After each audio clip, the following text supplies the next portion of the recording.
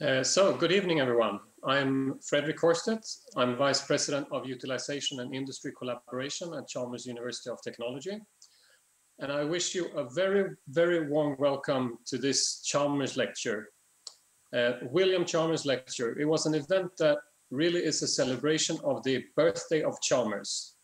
That is the school, to keep in dear memory and to celebrate. The lecture regards, in fact, the inauguration of what was called Chalmerska slöjdeskolan, the handicraft school. It was back in November 5th in 1829. This was 18 years after the donor himself passed away. The William Chalmers lecture has been an appreciated tradition since 1991. It's a collaboration between Chalmers University of Technology, the Chalmers Student Union, and Chalmers Alumni Association. And let's hope that this is the first and last COVID-19 edition of the lecture. The lecture shall be held by a prominent Chalmers professor, and I am most happy to introduce this year's lecturer, Professor Erik Ström. Erik received his master's from KTH, the Royal Institute of Technology in Stockholm in 1990. He received his PhD from University of Florida in 1994, both degrees in the field of electrical engineering. He was first a postdoc and then assistant professor at the Royal Institute before he found his way here and joined Chalmers in 1996. He's been here, he's been a full professor since 2006. He is an appreciated line manager at his department. He has performed very well in, I would say, all core activities at Chalmers, that is in teaching, in research, and in utilization and innovation. In fact, he's probably the only person that I know of, at least, that has received Chalmers-wide awards in all these areas. He won the Chalmers Pedagogical Prize for excellent teaching efforts in 1998. He was given the PhD Supervisor of the Year Award in 2009, and he was awarded the Chalmers Area of Advance Award in 2020. He currently heads the Division of Communication Antennas and Optical Network. He is the current director of Chase On, one of the funding agency Vinnova's most successful competence center commitments. And from January 2021, he will lead the Information and Communication Technology area of Advance at Chalmers, the ICT area of Advance. So he's by all means a very prominent Chalmers professor, and I'm most happy that it is you, Erik, that performs this lecture tonight. Again, a very, very warm welcome to all of you. And with that, I leave the word to you, Erik. Take it away, please. Thank you, Fredrik. Thank you, Fredrik, for those nice words.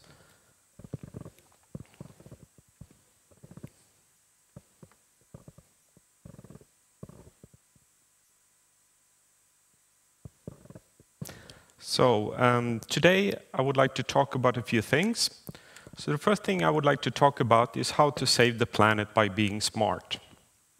Then I would like to embark on a historical expose of mobile communications from 0G to 5G and give a short outlook on 6G, what that is.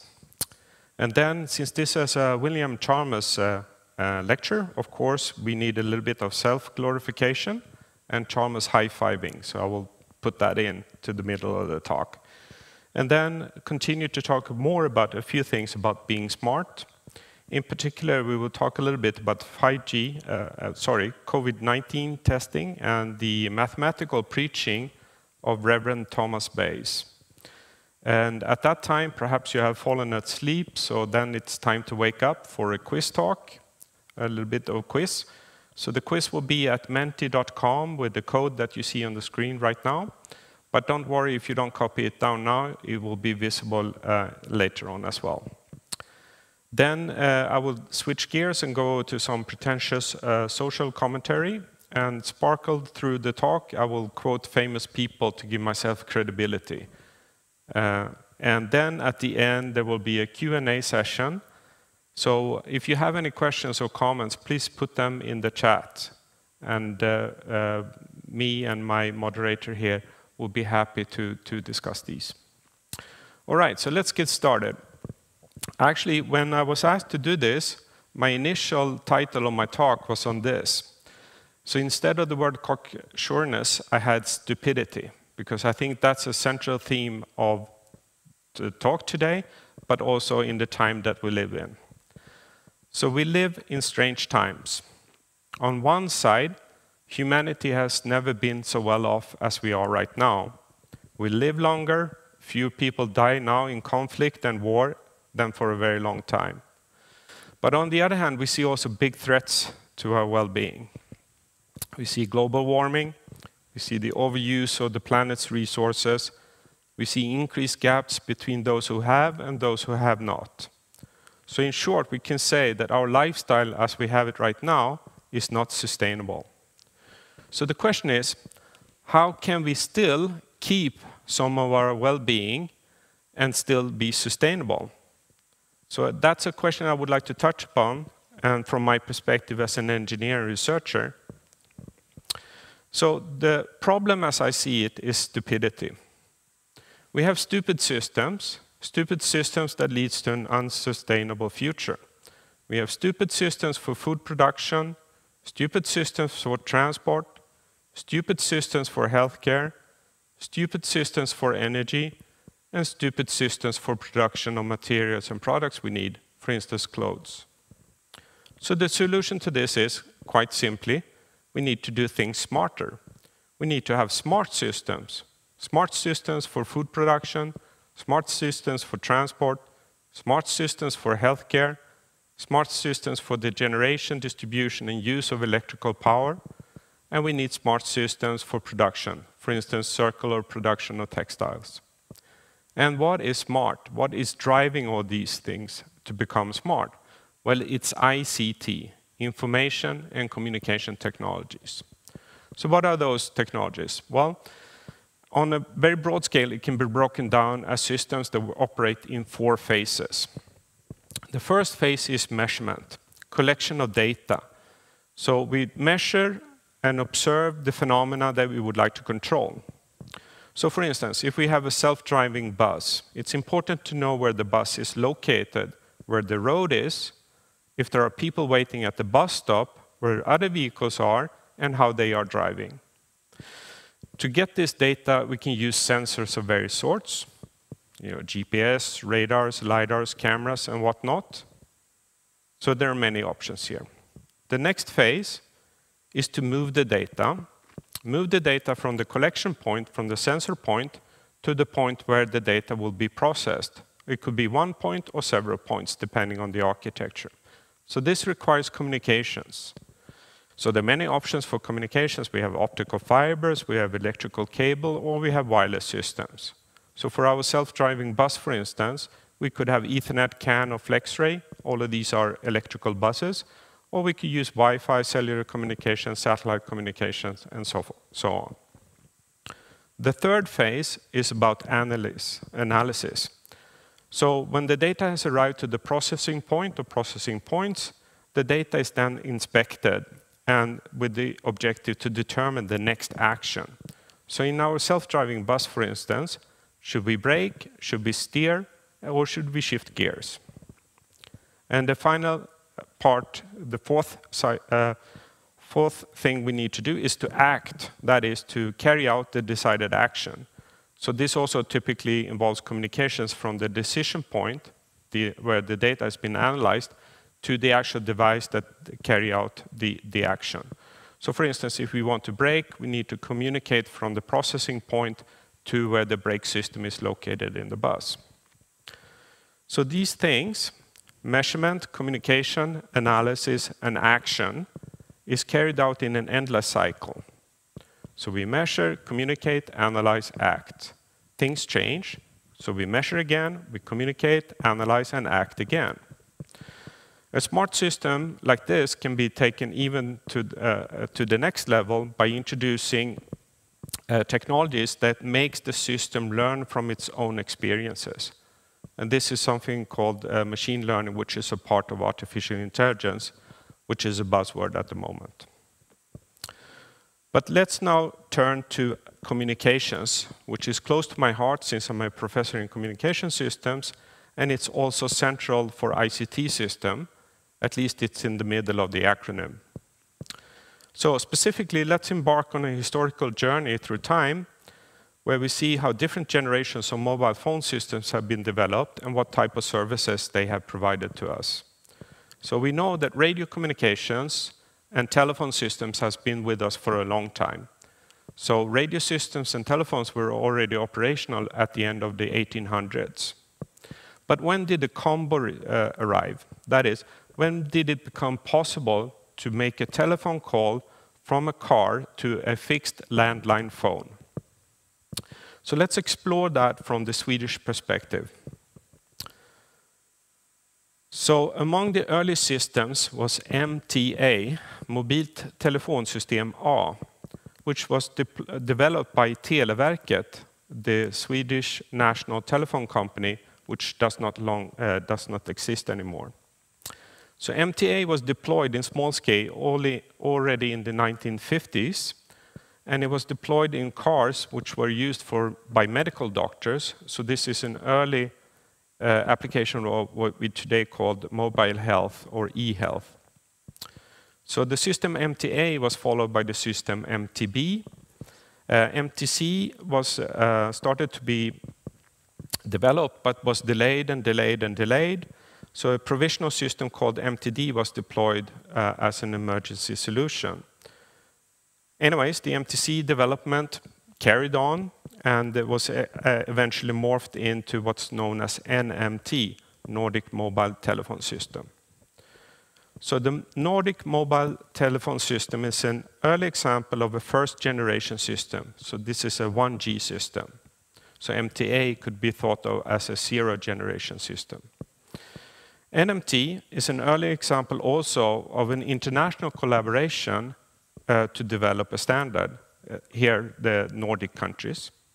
So it saw the market in around 1980s, but as a curiosity, the first system went online in Saudi Arabia, which in many aspects is complete opposite of the Nordic countries. 10 years later, the second generation systems saw the market, and GSM is an example of such a system. So that was also developed in a European context. It was a digital system, which means that speech was first sampled and converted to ones and zeros before transmission over the air. It was foremost a system for speech, not so much about data communications. There was a texting service, SMS, developed, but it was not an initial hit at all. Support, however, for data communication, faster and faster, were introduced as the public started to use the internet more and more during the 1990s.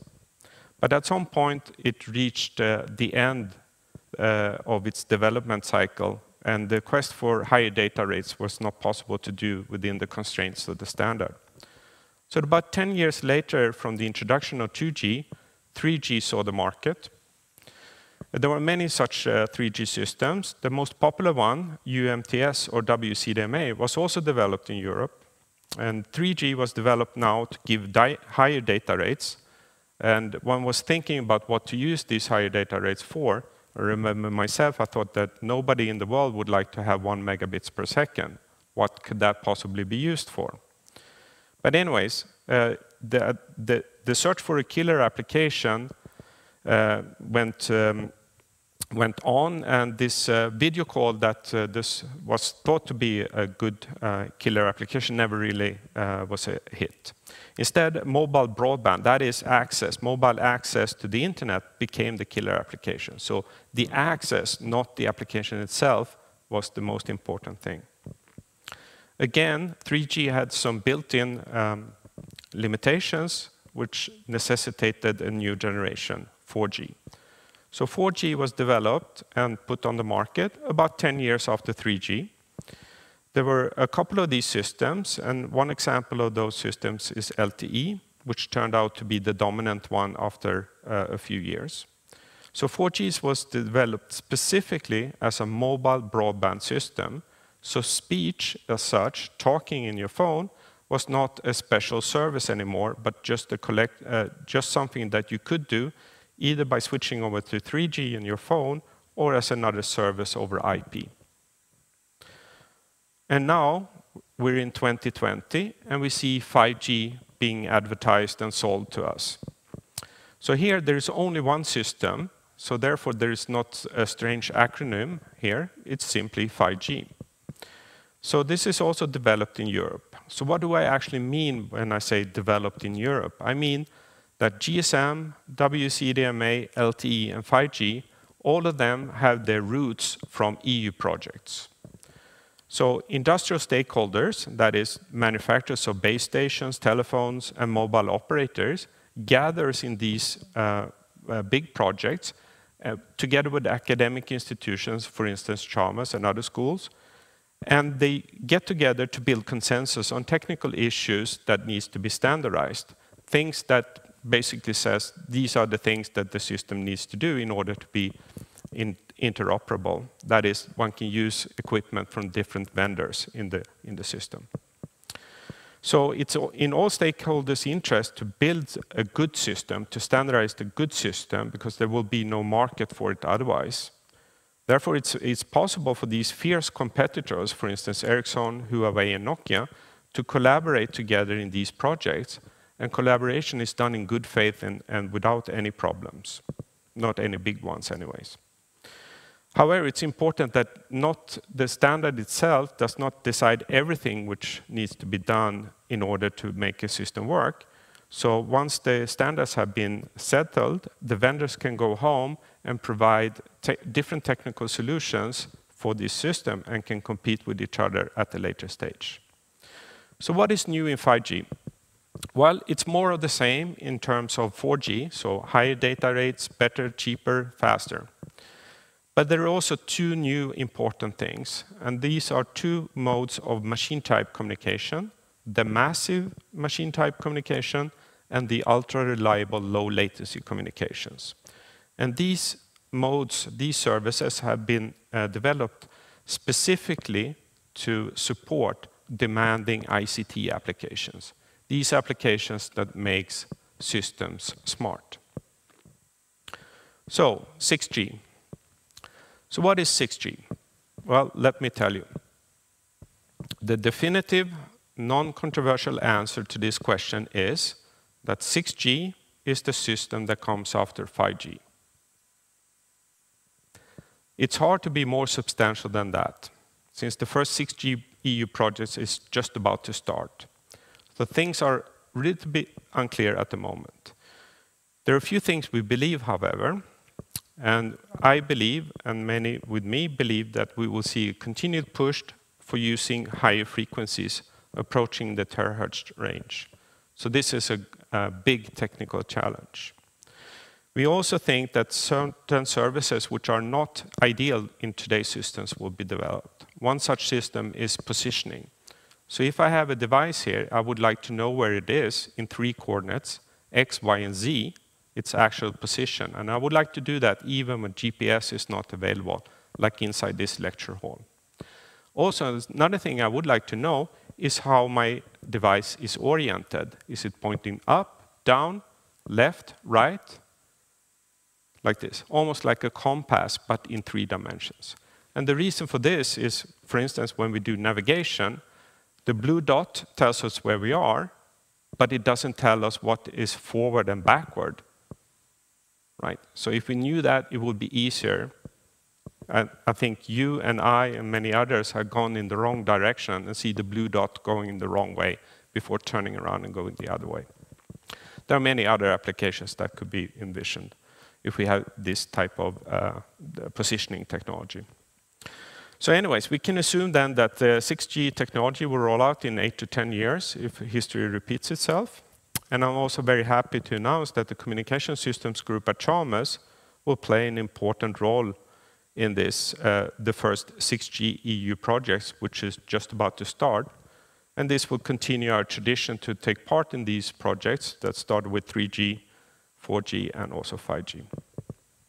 So with that said, let's turn over to the self-glorification part of this talk. And let's talk about the research group that I belong to, Communication Systems.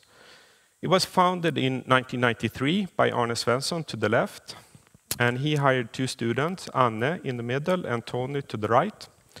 And Arne, Anne, and Tony, and others worked on 3G technology at the time, for instance, in the context of the EU project called FRAMES. So the group grew as time went by, and I was hired in 1996. In 2005, Arne became head of department and appointed me as head of the group. At that time, the group had 14 members, 4 permanent faculty, 1 assistant professor, and 9 PhD students. In 2018, I became division head, and Erik Ström took over as head of the group. So what is the composition of the group today? Here it is.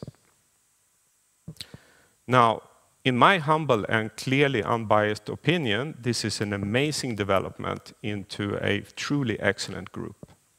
We are now close to 46 people, actually 46 people if you count them on this slide, but who tomorrow we might be 47, I don't know.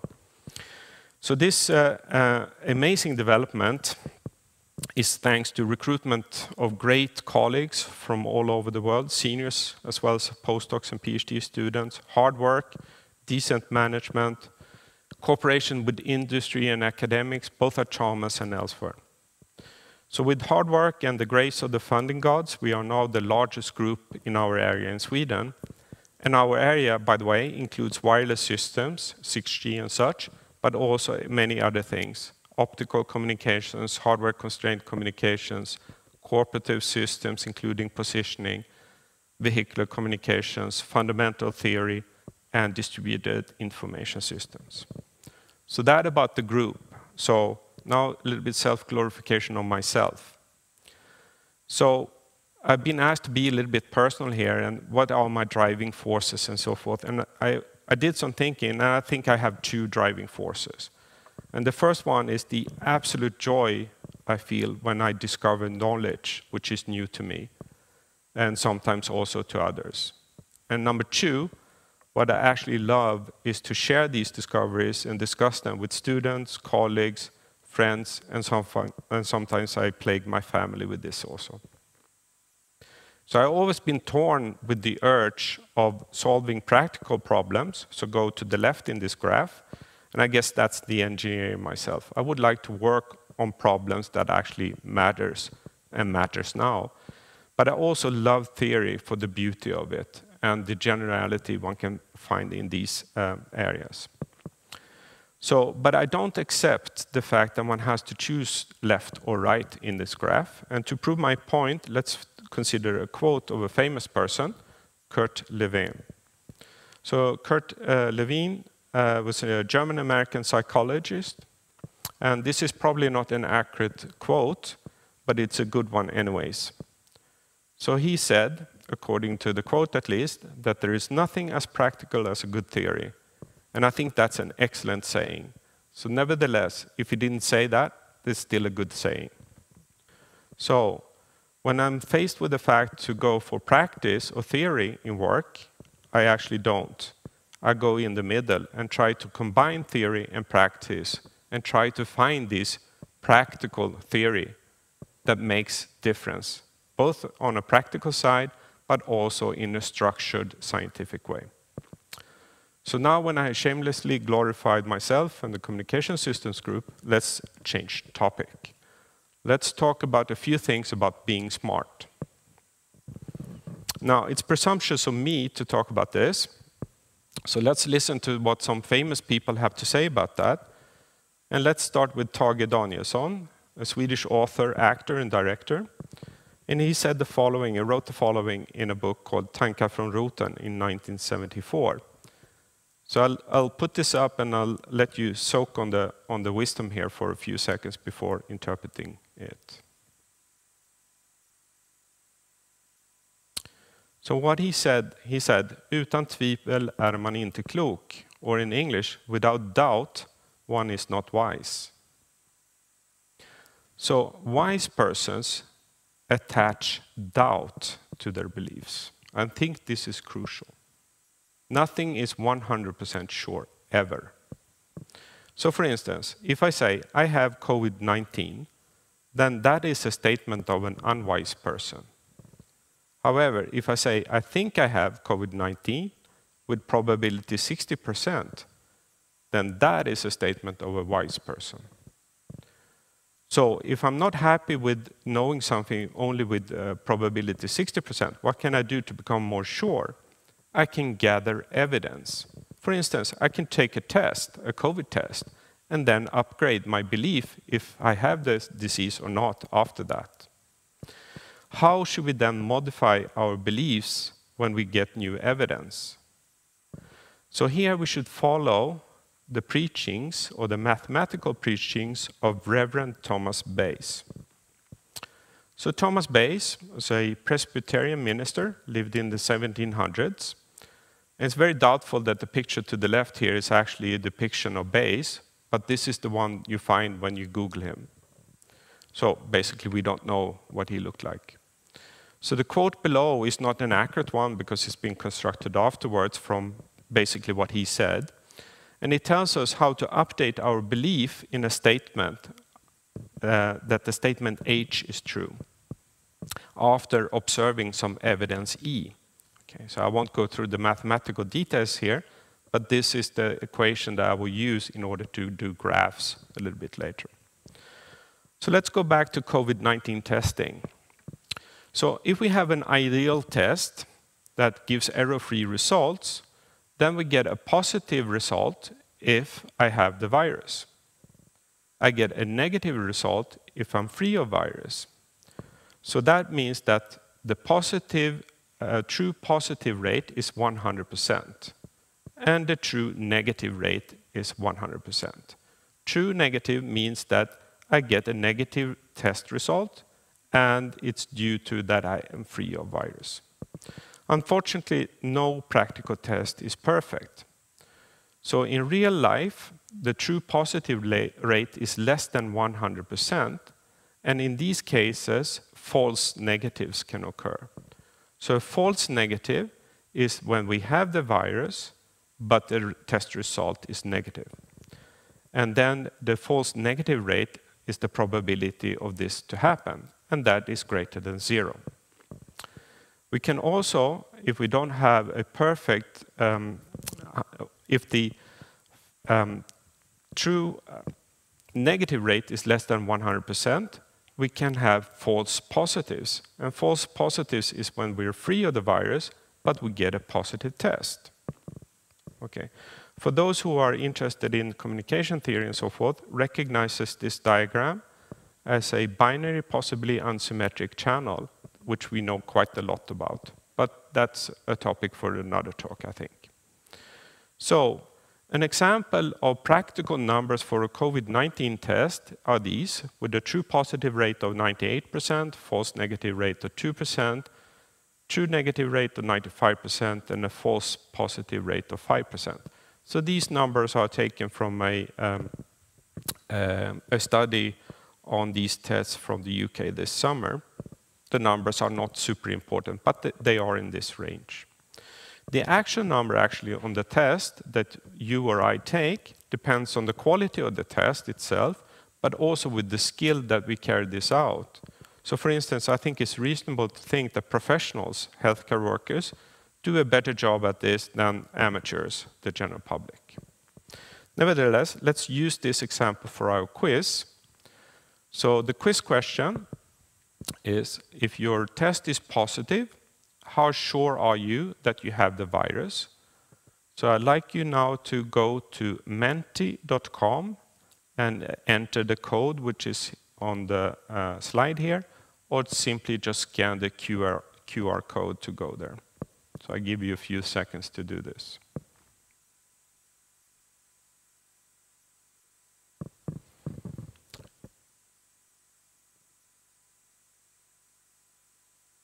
Okay, and maybe we can go over to the Menti slide, please.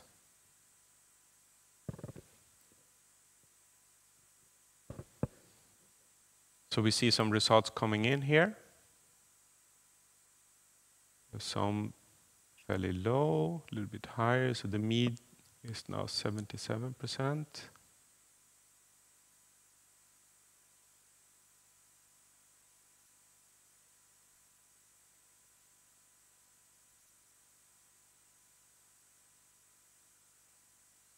We're trending upwards.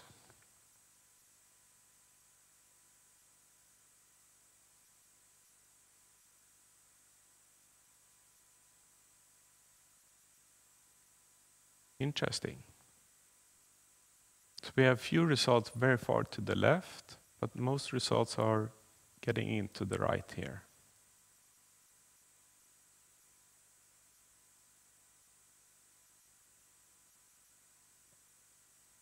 Slightly faster than the US election.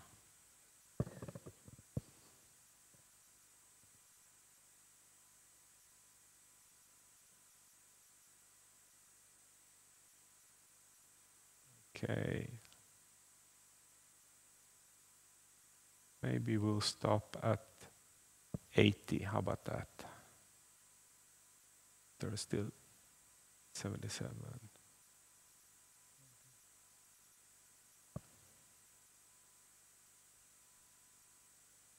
All right. So we see here now that most people are in the high range here. 88%, 88.4. All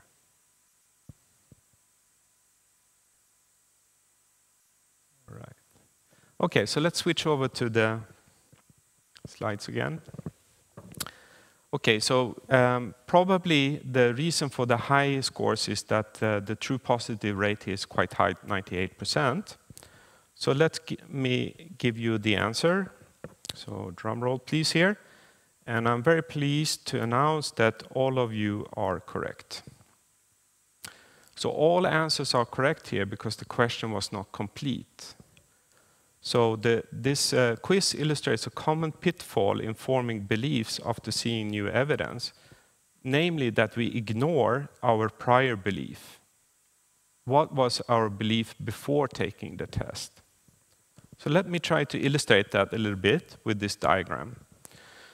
So on the horizontal axis, we have the belief that we have the virus before the test. On the vertical axis, we have the belief that we have the virus after taking the test. And points on the diagonal line, the diagonal blue line here, indicates our belief before taking the test.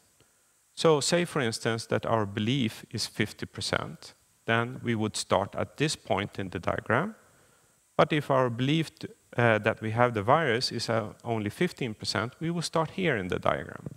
So this is before the test, and actually we could be all over this place. I don't know what your belief in having the disease is. Now, once we get a test result, we need to figure out how should we change our belief. Then we go to Reverend Bayes and ask him, what should our belief be after the positive test? And he says, well, apply my theorem, and this is the curve you get.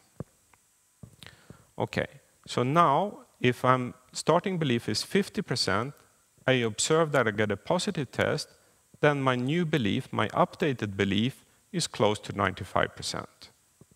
However, if I started at 15%, and I have a positive test, then my belief is a little bit less than 80%. And both of these are quite okay. It just depends on where we started at.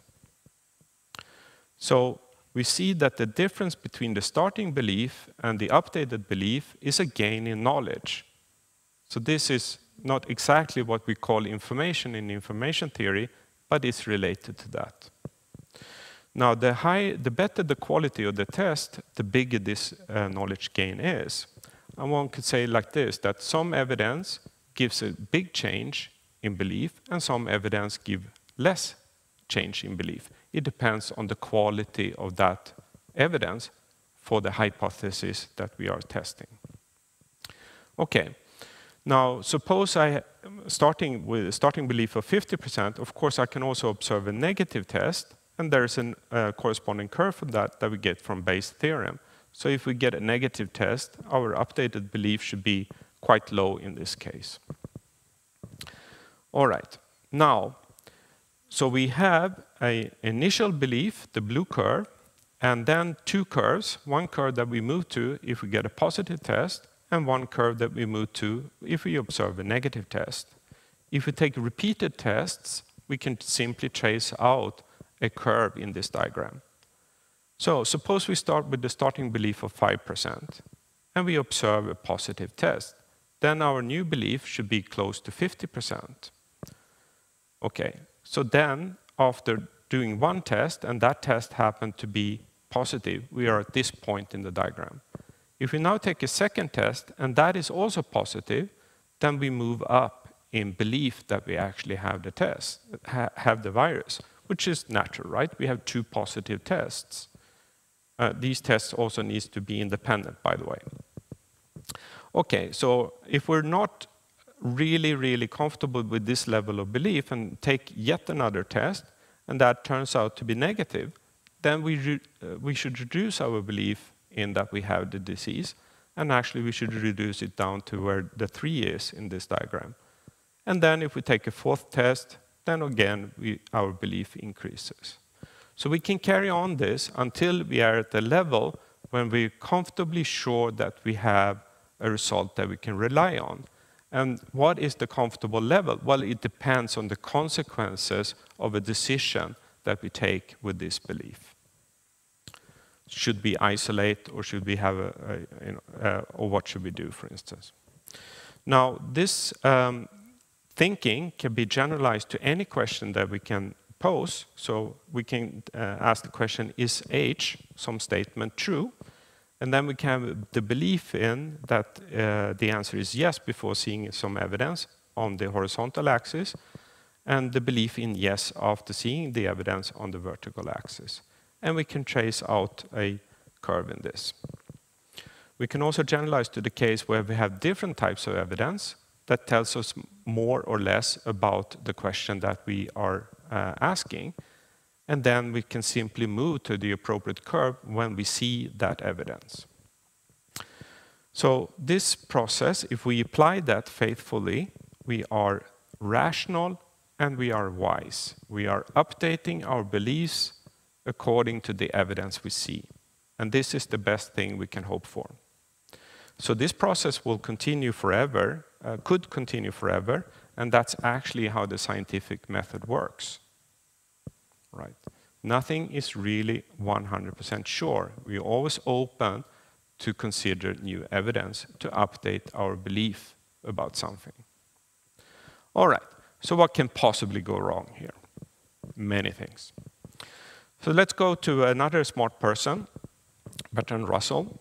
So he's a British polymath, philosopher, logician, mathematician, historian, writer, social critic, political activist, Nobel Prize winner, and a very active Wikipedia writer page that put on all these titles to him.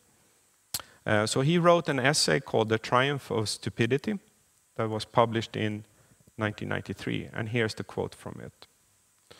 So the fundamental cause of the trouble, and I will return to what the trouble is later on, is that in the modern world, the stupid are cocksure, while the intelligent are full of doubt. And the word cocksure here should, in our context, mean that we have a belief without doubt. That is, we believe blindly that something is or is not, no matter the evidence. We can illustrate that in this diagram with 2 points of stupidity. We can either be up here, where we have 100% belief in something, or we can be down here, where we have 0% belief in something. And as a matter of fact, that's 100% believing in no as being the answer. So the bad news is that if we are in a point of stupidity, we can never move out of that using Bayes' rule. So no matter what the evidence says, we will not change our belief. Said in another way, we cannot learn anything new. And isn't that the definition of being stupid? The good news, however, is that for real-world problems, we can never move to a point of stupidity if we are not already there.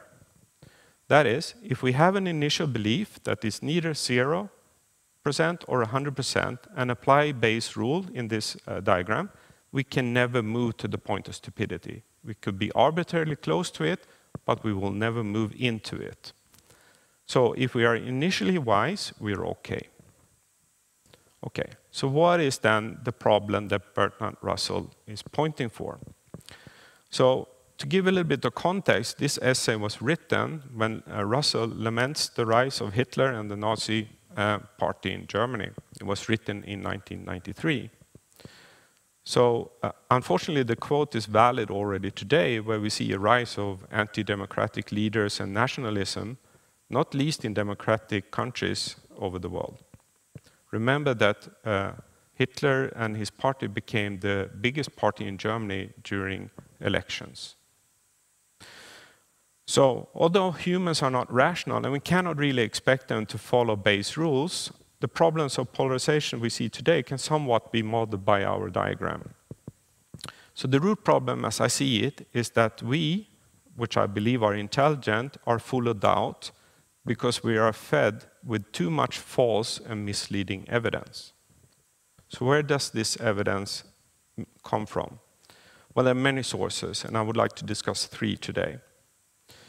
So we have false evidence, false or misleading evidence that would lead us to have false beliefs. And this evidence can come from bad research or bad researchers, or a combo of these things, bad algorithms, or bad influencers.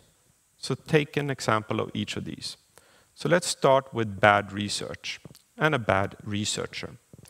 So this is Andrew Wakefield, and he falsely linked measles, mumps, and rubella vaccination to child autism.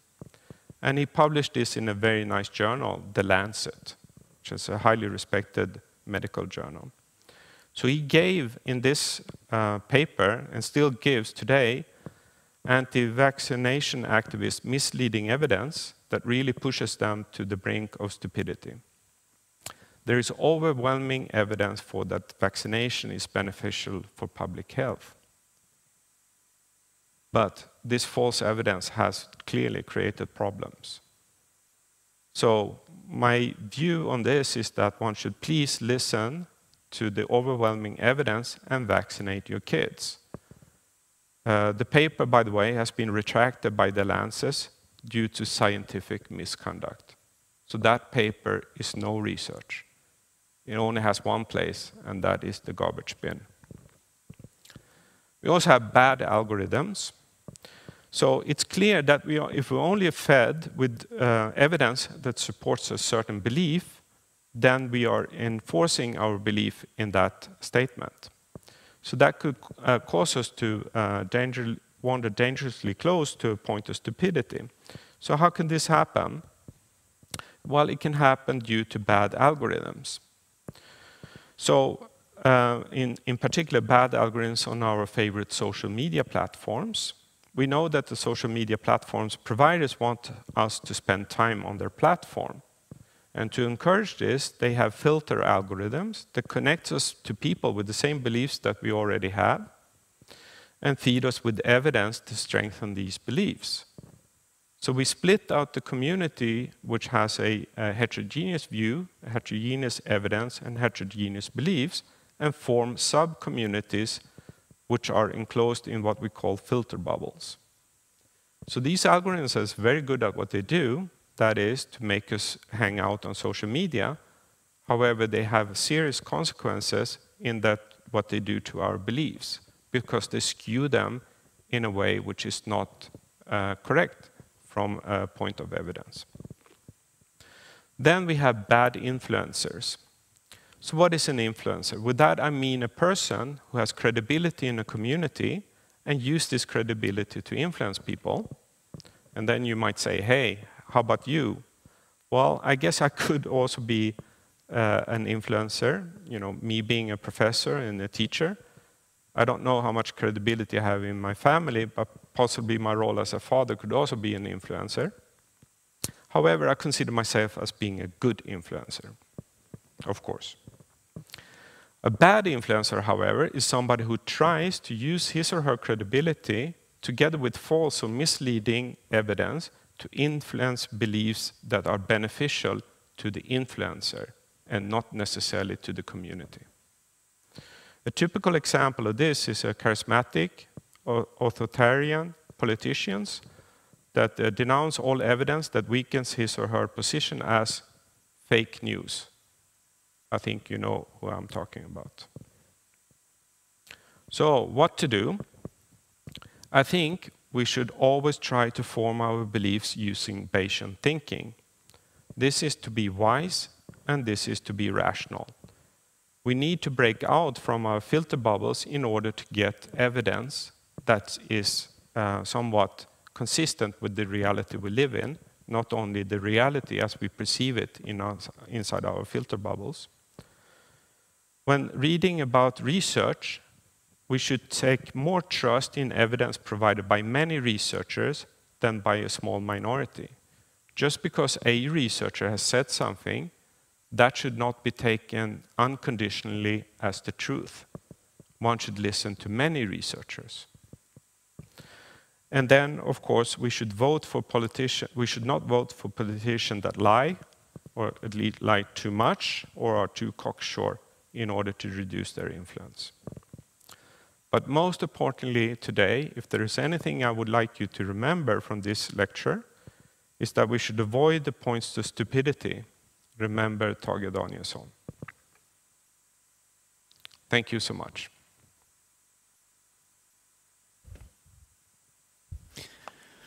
Thank you, Erik, for a very interesting lecture that's given new insights and food for thoughts, and perhaps even challenged us a little bit.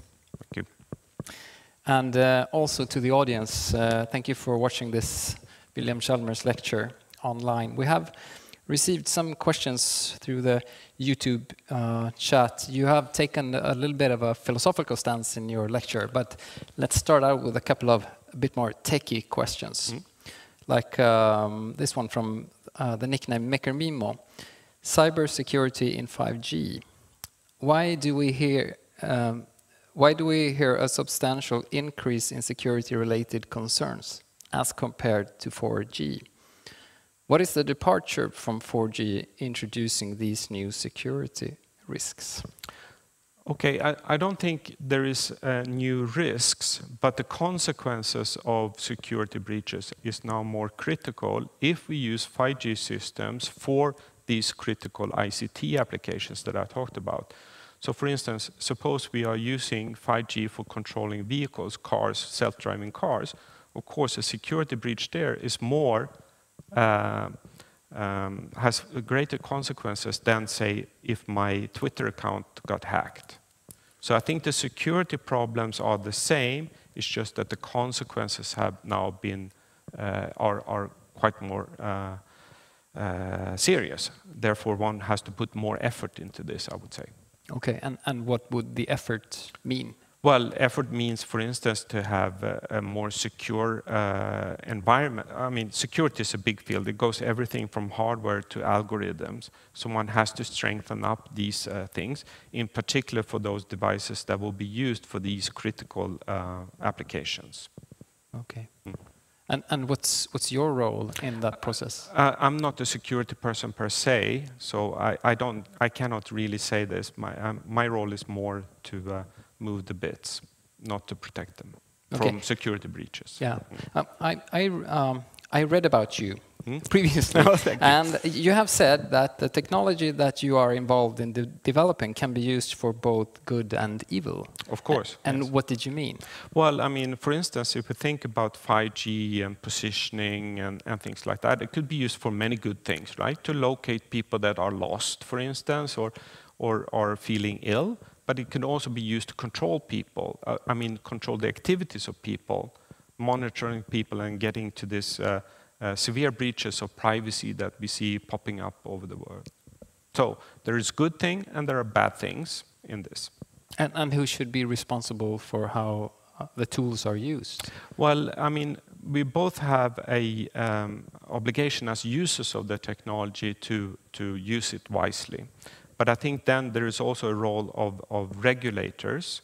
For instance, in Europe, we have taken steps to protect the privacy of users of the internet in general with the GDPR initiative. And things like that needs to be happening. But then also, of course, these companies who are using our data needs to step up their game in protecting us. So I think both the industrial sector, the legislative world and us as users have some work to do here. Let's look at the YouTube chat again. There's a question again from Mekamimo, who's asking, are we going to progress at the same pace in the future as we did during the last 20 years in terms of the power and spectral efficiencies of communication systems?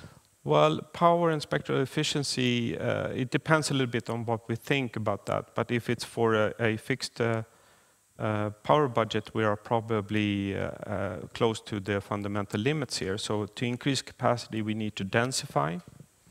And we also need to have more bandwidth available. So the link to link, so from point A to point B, to improve that communication seems to be difficult at this moment. So we need to do other tricks to increase the spectral efficiency. Now, when we go up in frequency, as we have done now from traditional cellular bands to higher frequencies, we get more bandwidth, but that bandwidth is more difficult to handle. But once we learn that, we have more opportunities to transmit data, higher data rates, and we don't need to be super concerned about the spectral efficiency in these bands. Not at the moment, it will come later.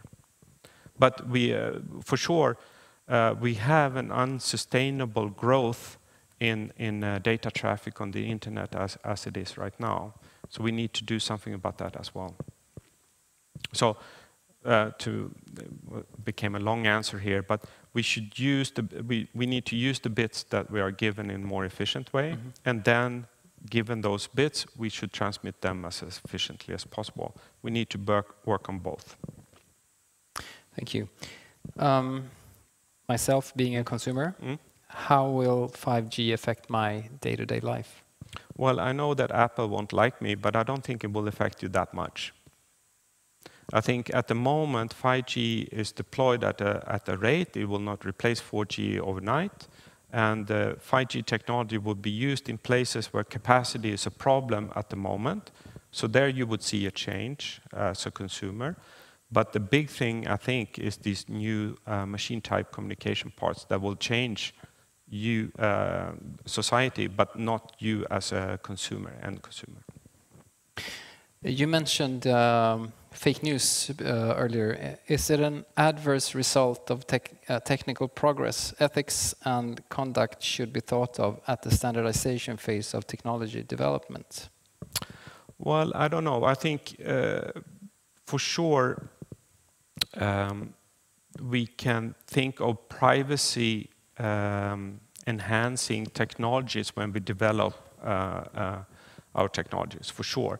But what is actually said over an internet connection would be very difficult to control from a technical point of view, and I'm not so sure we should as technology. That's more a legislative issue than a technical issue.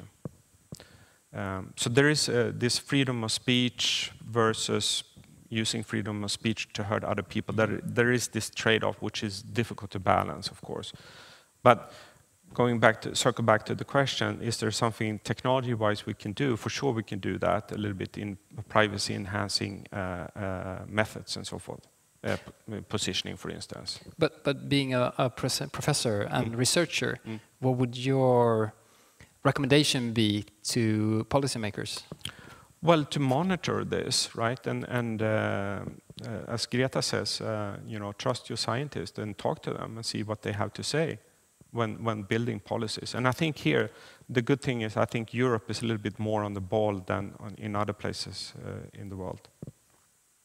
Erik, this year's William Chalmers lecture has come to an end, but before we end this broadcast, I would like to invite David Velander, chairman of the Student Union, up onto the stage for a few final words.